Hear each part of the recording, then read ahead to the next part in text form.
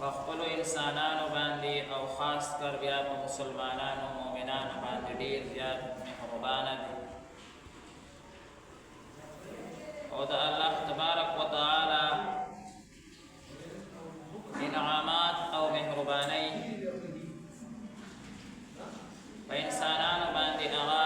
لا متناهي دي نه ختمېدونکي دي. الله تبارک وتعالى هر وخت غواړي چې دا انسان ما ته راشي او کامیاب حالت کې دی راورسېږي. د دغه کامیابۍ دپاره الله تبارک وتعالى د انسان ته مختلف اوقاتو کې دا مختلف عبادات و توفیق او مواقع هغه ورکوي. کله الله تبارک وتعالى یو موقع راولي کله بله موقع چې په دغه مواقعو باندې دا انسان عبادت وکړي او ما ته را قریب شي چې زه یې وبخمه تعلق ورسره جوړ کړمه. قرآن مجید کی اللہ تبارک و تعالی بار بار داسی الفاظ ذکر کئی چی اغین دا معلومی کی چی اللہ تبارک و تعالی دا دی انسان سرا انتہائی زیاد محبت کئی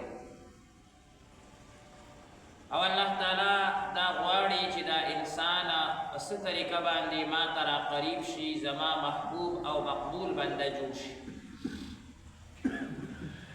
لکه مونږ او تاسو سوچ وکړو الله تعالی د کال په اعتبار سره د رمضان المبارک میاشت راولي چې د انسانانو پکې مغفرت وشي. بیا الله تبارک وتعالی د رمضان المبارک لویه میاشت ده په هغې کې الله تعالی بیا خاص طور سره څه ایام راولي څه ورځې او څه شپې راولي چې هغې کې د دې انسان مغفرت وشي. یا که هغې نه محرومه شي، مثال یو انسان بیمار شي، مسافر شي، غافل شي، نو بیا الله تعالی په نور کال کې مختلف ورځې راولي شپې راولي چې دا انسان په څه طریقه باندې ما ته را قریب شي. تر دې پورې چې یو انسان تر څو پورې د زنکدن ساه نه وي شروع شوي او د زنکدن حالت یې نه وي شروع شوی، تر هغې پورې دی د الله تعالی محبوب بنده جوړېدی شي. د حضرت عمر رضی الله تعالی عنه په زمانه کې یو کس و، هغه ډمتوب به کولو، ګانې به وي او ډېر خوږ اواز یې په ځوانۍ کې، دنیا به ورته راچاپېره وه، لکونه روپۍ به یې راټولولې او بیا چې بوډا شو هغه خپله بانسري به یې ګرځوله، هیڅ چا به د هغه اواز ته او د هغه شپېلۍ ته د هغه ګانې ته غوږ نه کېښودو.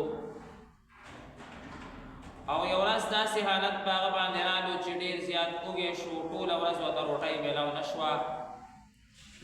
ماښام نه پس په ژړا شو او الله ته وویل یا الله ما ټول عمر ستا مخالفت کړی دی او تا راته روټۍ راکړې وه، نن تا سره ملګرتیا جوړول غواړم، یا الله ما ته روټۍ راکړه. یعنی د لوږې د وجهې نه یې معافي وغوښته او توبه وباسله، و یا الله زما توبه ده او ستا په مخالفت کې ما ته دا روټۍ راکوله، نو اوس خو ستا ملګری او ستا دوست شوم، یا الله ما ته روټۍ راکړه او ما معاف کړه. حضرت عمر رضی الله تعالی عنه هغه ته کشف وشو، بعضې کتابونو کې دی چې خوب یې ولیدو، ماسخوتن چې وده شو او دا بابا ضعیف هغه مقبره کې ناست و، وږی و، خوب ورته نه ورتلو. حضرت عمر صاحب خوب ویني، څوک ورته وایي چې الله تعالی وایي چې ورشه او مقبره کې زما یو دوست ناست دی، زما یو محبوب ناست دی، روټۍ ورته یوسه او په خپله یې ورته یوسه. حضرت عمر رضی الله تعالی عنہ ډایرکټ حکم وکړو چې بهترین خوراکونه تیار کړئ، د ناشنا خوراکونه تیار شو یو خوان جوړ شو حضرت عمر صاحب ورالو خادم ورسره لاړو حضرت عمر صاحب په خپله دا خوراک نیولی مقبره کې چې وکته دا صاحب ناست دی حضرت عمر رضی الله تعالی عنہ یو همدغه کس دی ورالو دی جاړي د لوږې د وجې نه دغه الفاظ وایي چې یا الله زه ستا دوست یم وږې شوی یم تا سره دوستانه غواړم توبه وباسم ما ته روټۍ راکړه حضرت عمر رضی الله تعالی عنہ وی نور مجاړه دا روټۍ وخوره هغه حیران شو وی ته څوک یې وی زه امیر المؤمنین حضرت عمر وی ته څنګه رالې وی روټۍ وخوره بیا درته واقعه وایم چې روټۍ یې وخوړه وی ما ته اوس باقاعده په خوب کې آواز وشو چې ورشه مقبره کې زما یو دوست ناست دی او هغه ته روټۍ یوسه او الله وی هغه زما محبوب دی او زما دوست دی کتابونو کې لیکل شوي وي دغه صاحب دغه ټول عمر چې باجه والي وه او ګانې والي وي په چغو باندې په ژړا شو او وی یا الله دومره مهربانه چې ما ټول عمر ستا مخالفت کړی دی یو ځل مې تا ته اواز وکړو تا به ما روټۍ وخوړه ته په ما دومره ماینې او امیر المؤمنین صاحب ما ته روټۍ راوړه په دې چغو کې تېنه روټۍ راوړه الله ته وصل الله ډېر مهربانه دی الله تعالی د هیڅ چا نه هیڅ وخت کې په هیڅ څیز نه خفه کېږي چې کله هم الله تعالی د انسان واپس تلل غواړي چې وایي زه واپس ځم الله ورته دا نه وایي مخکې چې دې دا کړی او مخکې چې دې دا کړی او مخکې چې دې دا کړی بې غرونه طعنې او بانې الله تعالی نه لټوي بس الله تبارک وتعالی یو اواز غواړي د زړه د میس نه یا الله بس ما تا سره تعلق دی نو الله ډېر مهربانه دی اوس دا د الله تعالی لویه مهرباني په موږ او تاسو باندې را روانه ده 15 د شعبان را روان دی دا میاشت مبارکه چې شروع ده دې ته شعبان ویلی کېږي او دې کې یو شپه را روانه ده هغې شپې ته پښتانه شب برات وایي برات معنا چې یو انسان وایي بری شو خلاص شو خلق وایي نه مقدمه کې پلان کې بری شو کامیاب شو دې ته شب برات وایي د دې کې الله تبارک وتعالی ځینې خلق هغه بری کوي ځینې نه بلکې ډېر خلق الله تبارک وتعالی بخي او بری کوي د جهنم نه حدیث مبارک کې راغلی نبی کریم صلی الله علیه وسلم فرمایي چې په دغه شپه باندې الله تعالی د بنو کلب قبیلې د ګډو د ویښتو برابر انسانان د جهنم نه راوباسي او جنت ته داخلوي بني کلب یوه قبیله ده هغې تش ګډې او ګډان ساتي او اوسم ساتي او یو دوه نه ساتي په زرګونو ساتي د هغې عادت د عربو کې اوسم شته د نبي علیه السلام د زمانې نه بلکې د آدم علیه السلام د زمانې نه هغې دا عادت دی هغې شپانه دي هغې په دې کروڑپتیان دي اوسم ولیکن دا عادت هغې نه پرېږدي نبي علیه السلام فرمایي په دغه شپه باندې الله تعالی دومره انسانان د جهنم نه خلاصوي څومره چې د هغه بني کلب قبیلې د هغه ګډو په شاګانو باندې څومره ویښته دي چې دومره انسانان الله تعالی په دې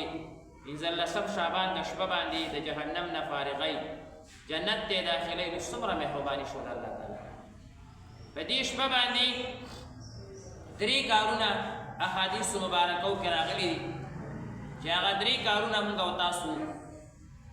عمل پې باندې وکړو انشاءالله تعالی دا اعمال سنت اعمال دي نمبر 1 د دې شپې عبادت د 15 شعبان د شپې عبادت دا نبی کریم صلی الله علیه وسلم حدیث مبارک کې فرمایلی دی او باقاعده صحابه کرام او تابعین او اسلاف د امت نه را نقل دی او دویم عمل هغه دا چې کله دا شپه شروع شي نو د شپې نبی علیه الصلاة والسلام مقبرې ته تللی دی مونږ ته پکار دي مونږ سره نږدې مقبره ده د 15 شعبان شپه د ماښام د اذان سره شروع کېږي ماښام نه پس انسان لږ غوندې مقبرې ته لاړ شي خبر ورته رایاد شي ځکه چې دغلته روان وي عایشه رضی الله تعالی عنها فرمایي په دغه شپه نبي علیه الصلاة والسلام ما په خپله بستره وکتو نو نه ما وی چېرته به تلئ نو جنت البقیع ته تلئ په دغه شپه باندې تلئ چې مونږ په دې سنت هم عمل وکړو نږدو مقبرې دی چې ماښام اذان وشي نږدو وخت کې انسان لا شي که رستو نشي تللی خو دا سنت به ادا شي او دریم بیا د دغه 15مې ورځې روژه نیول دا روژه هم مونږ باقاعده کوشش وکړو وینیسو ښه روژه ده نفلي روژه ده او باقاعده ثابته ده اوس خو د موبایلو دور دی ډېر خلک وایي دا ثابته نه ده او دا ثابته نه ده هغه څوک وایي چې ثابته ده څوک یې نشي نیوی څوک یې نشي نیوی نو هغه یې ثابت دی نو انشاءالله تعالی دا ورځ روانه ده او ایام بیز روژې ډېر ورسره نیسي دا ورسره مخکې نیسي پیر منګل بود داسې کسان هم باقاعده شته همیشه یې نیسي پیر منګل بود یو ډېر خلک ایام بیز روژه نیسي پیر او جمعرات روژه ډېر خلک نیسي چې څوک نیسي هغه دا نه وایي چې ثابت ده او که ثابت نه ده که څوک نه نیسي نو هغه فرضو ته هم وایي دا ثابت نه دي هغه فرضو کې هم یا خیلي او بانې لټوي کله وایي روژې ثابت نه دي او کله بیا تراویح ثابت نه دي او کله نفل ثابت نه دي عاشقان هغه دې ته نه ګوري چې دا خبره ضعیفه ده او که دا خبره قوي ده هغوی زما د محبوب د خولې ده محبوب یو خبره وکړه نو کوي وی کا داسې ویلې هم به کوم او که وایي پکار ده نو هم به سوچ کوئ دا خبره ډېره ده نقطې ده دا نفل معنا دا ده چې نبي علیه السلام څه ویلي دي پکار ده چې وشي یعنې فرض او واجب نه ده خو د محبوب د خولې شوه که نه دي او د فرض معنا ده چې وکړه نو بس د محبوب د خولې ده که داسې ویلي چې پکار ده نو هم پرې محبوب خوشحالېږي او که داسې ویلي چې وی که نو هم پرې محبوب خوشحالېږي خلک خو دې ته نه ګوري چې دا شی غټ دی او که دا وړوکی دی وایي زما محبوب غوښتی دی زما محبوب هغه چې کوم دی نقطې بله یو ماشوم دې پورې ما ته رایاده شوه همدا خبره ما ته رایاده شوه یو ماشوم د چرګانو خپې چرګانو والا راغوښتې او ماشوم غریب نه و مالدار چرګې دې واغشو نو بیا ورته ویل ماما وایي د چرګانو خپې سره شته د هغو دې بچې ته خو چرګ واغشتو دا خو غریبانان غواړي زما د مور خوښې وي زما مور پرې خوشحالېږي زما د مور وایي خوښې زما مور پرې خوشحالېږي عشق دې ته ویلی کېږي ښه بس محبوب پرې خوشحالېږي نو که شی بېکاره دی او که د کار دی او که فرض دی او که واجب دی او که نفل دی او که سنت دی او که مستحب دی او که هر څه دی زما محبوب پرې خوشحالېږي نو بس نبي علیه الصلاة والسلام ویلي دي که داسې ویلي چې وکړه بیا به هم کوو که داسې ویلي چې پکار ده بیا به هم پرې کوو که داسې ویلي دي چې زه پرې خوشحالېږم زما اړه پرې خوشحالېږي زه به پرې تاسو نه خوشحال شم زه به ستاسو شفاعت وکړم هسې به هم کوم خو دې سره به هم کوم بس دا خو پکار ده چې ډېر خلک پکې نن سبا خو د موبایلو دور دی بیا پرون یو کس یاره دا روژه خو ضعیف حدیثونو کې راغلي نو ما ورته دا ټکې وکړه چې کله عشق پړه کې وي بیا خلک د محبوب خولې ته ګوري چې د خولې نه به څه راوځي چې زه پرې عمل وکړم بیا به دې ته نه ګورې چې دا 15 والا یو نیسم مې داسې هم شته چې درې نیسي داسې هم شته چې پوره شعبان نیسي دلته یو ابۍ اوس مړه شوه الله دې وبخي 80 کال عمر کې وفات شوه ما ته به زامنو ویل رجب شعبان او رمضان خپلې روژې رجب او شعبان او رمضان 3 میاشتې روژې دي وایي د اختر په ورځ باندې وایي هغه 90 ورځې بعد د هغې اختر راځي الله 90 ورځې بعد د هغې وایي اختر داسې خلک هم دنیا کې شته او زنانه خلاصه زنانو طاقت هم کمزوري ما ته اوس هم بلا زنانه لګیا دي خبرونه کوي بله ورځ یو ماشوم راغلی استاد یې شپه به کلی د مامور وایي چې 3 روژې دي مخکې نیسو مې به شروع کوئ چې کله هم کوئ خو مې شپه یې دقه شپه بیا اصلي هغه دغه دی نو باقاعده دې کې اهتمام پکار دی شوق پکار دی محبت پکار دی ډېرې زنانه ټلیفونونه هم کوي زه خو د زنانو سره اکثر چې ټلیفونو کې نو اول دا وکړي چې یو استاد یې ولې د مسلې تپوس کوو بندوم بهرحال دا چې کوم دی نو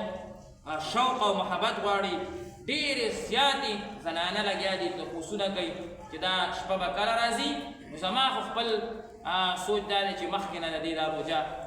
پیر منګل بود که درې چا ونیوي نو ډېره بخت پیر منګل بود اصل کې دا شپه چې ده د بود شپه ده دا منګل چې تیر شي او بود شپه وي نو دکه شپه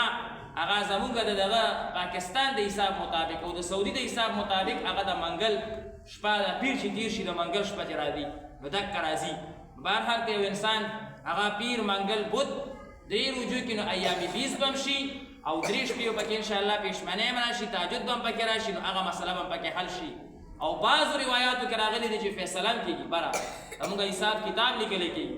او نبی علیہ السلام یو حدیث کې ویلي زه په دې خوشحالېږم چې زما حساب کېږي او زه روژه یم څومره ښکلې خبره نبی علیہ السلام حضور فرمایي زه په دې خوشحالېږم چې زما متعلق حساب کېږي چې دی به مړ کېږي د دې به جمدی وي اسټوډنټ به کوي که نه غم به پرې راځي که ښادي خوشحالي خفګان غریبي بیماري وغیره دا په ما راځي دا متعلق فیصله زما کېږي او زما روژه وي الله به خوشحالي که نه چې ستا متعلق فیصله کېږي او ته د الله په اطاعت کې لګې روژه دې وي الله به څومره خوشحاله چې او دا زما د بنده روژه ده نو هسې روژهدار سره ګورئ دا اوس سوچو کوي هر څوک ورسره محبت کوي د چا روژه یې که نه هر څوک ورسره محبت کوي دا عبادت داسې عبادت دی هسې چې کوم دی نو تاسو وګورئ د چا نفلي روژه وي چا خبر شو هلکه د پلانکي روژه ده وې د به ورته نور څه وې دا بس نه کېږي لږ اوبه به ورته یوسم یو کجوره چېرته کور کې شته به ورته یوسم دا روژهدار سره یو ګناهګار زما غوندې ګناهګار هم ورسره محبت کوي الله به ورسره څومره محبت کوي حضور فرمایي زه په دې خوشحالېږم چې هلته زما حساب کېږي او دلته زما روژه وي حساب به څومره آسان راته لیکلی کېږي الله دې مونږ ته اسانه کړي او الله دې د دغه عبادات